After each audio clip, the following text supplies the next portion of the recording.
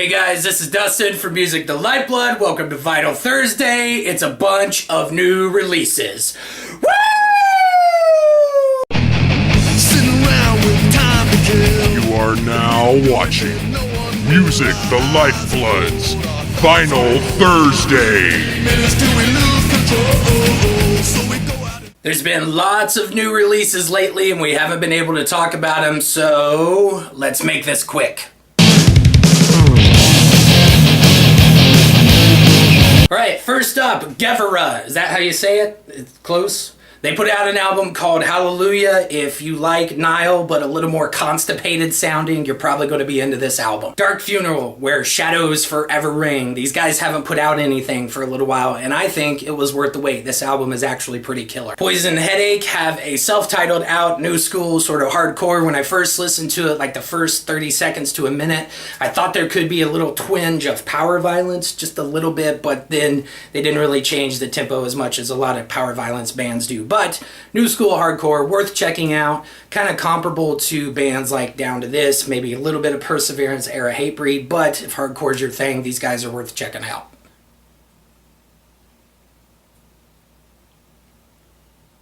Nope. Cough just released Still They Pray, and when I listened to it, I felt like I had drunk a bunch of NyQuil. Hatebreed, The Concrete Confessional. Social issues! Real Friends made me real bored. Skeleton Wolf, these guys are relatively new, just put out a self-titled, sort of a blackened, thrashy kind of thing going on. Midwestern guys, definitely worth checking out if you're into stuff like maybe Rain and Blood era Slayer, maybe a little bit of Skeleton Witch in there. These guys are going to be what you're into. Check them out. Flotsam and Jetsam have a self-titled, and they put out a song called Iron Maiden. Can you do that and not be Iron Maiden? I mean, it's a pretty good song, but it's just, that's kind of weird to me. But if you like Overkill and Annihilator, you're probably going to like the new one. The Melvins have officially put out their billionth album, or whatever number it is. It's called Bases Loaded, and the exceptionally fun thing about it is that there's a bunch of bass players on it. So there's that. Yay for Melvins fans. Sun Alive in Moscow. Sometimes I think that Sun is just trolling all of us. Sometimes I think they're fooling all of us, but they're loud, and it's crushingly loud. So if that's your thing.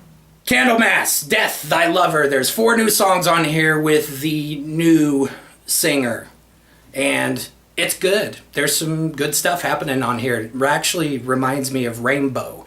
If any of you guys don't know who Rainbow is, it's Richie Blackmore's old band. Ronnie James Dio sang for him for a little while. Go check Rainbow out, and yeah, you definitely want to check out this Candlemass album. Spell for None and All. I really like these guys. They're doing a retro, sort of true to the term, heavy metal sort of throwback vibe. It sounds like early Judas Priest, maybe a little bit of Thin Lizzy, just a tad bit, and some of that older metal stuff like maybe Witchfinder General, stuff like that. These guys are definitely now on my radar. I'm going to check them out. You should too. Thrice, To Be Everywhere is to Be Nowhere. Fancy title. It's Thrice.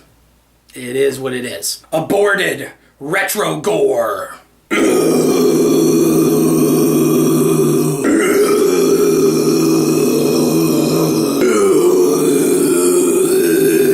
Mirrors for Psychic Warfare, self-titled. This is Scott Kelly from Neurosis, his side thing that he's doing.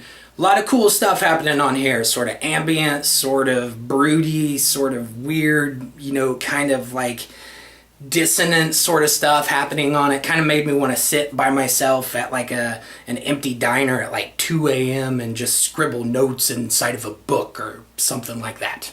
And last but not least, Metallica have released 2 gigantic box sets for Kill 'Em All and Ride the Lightning. There's a bunch of new stuff in here. Well, not necessarily new, but new old stuff, I guess. I don't know, whatever you want to call it. But bootlegs, you get some posters, you get a book in each box detailing some of the stuff that was going on around that time, the history of the band. And obviously, with the bootlegs, you get some more content that has sort of been available in bootleg and collectors circles and things like that in the past, but this is an official version of it, much like they did with No Life to Leather a while back on Record Store Day. A lot of cool stuff happening in these box sets. But if I had to say there was anything that really made them over the top great, obviously the remastering of the two albums. I did an A-B comparison with my most recent version of both the albums compared to what was in the box set, and they sound fantastic. They just sound great. Plus, it's more content from Cliff Burton, which I feel like we can't get enough of because he was just such a great player.